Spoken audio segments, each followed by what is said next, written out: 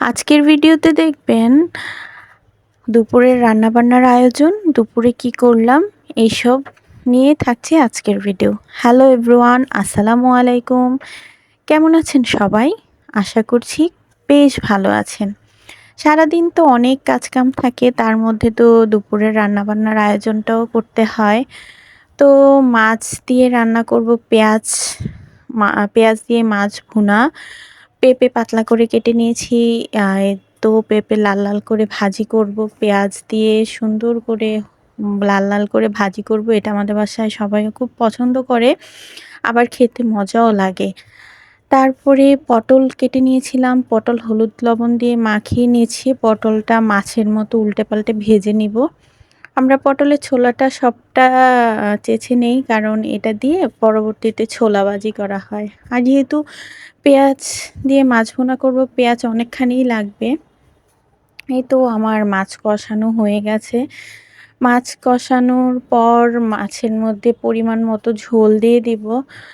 তো কে কোথায় থেকে আমার এই ভিডিওটা দেখছেন কমেন্ট বক্সে অবশ্যই জানাবেন। আর আমার ভিডিও যদি আপনাদের ভালো লাগে, প্লিজ লাইক কমেন্ট শেয়ার দিয়ে আমাকে সাপোর্ট করবেন। আর পটল ভাজিটার উপরে একটু পেঁয়াজ যদি হলুদ মরিচ দিয়ে একটু ভাজি করে দেওয়া যায়, তাহলে মনে হয় যে আরও ভালো দেখায়। এই তো এটা হচ্ছে যে মাছের ফাইনাল লুক। এই তো একটু ঝাল ঝাল করে রান্না করা হয়েছে।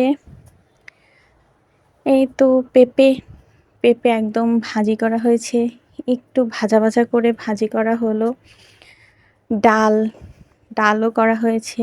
আজকে ডালের ফোড়নে দেওয়া হয়েছে শুকনা মরিচ দিলে খুব ভালো লাগে। তো রান্না বান্না শেষ করে আমার শাশুড়ি বাসায় নাই, তো শাশুড়ির রুমটা একটু গুছিয়ে দিলাম। শাশুড়ির ঘর টর একটু ঝাড় দিয়ে দিলাম।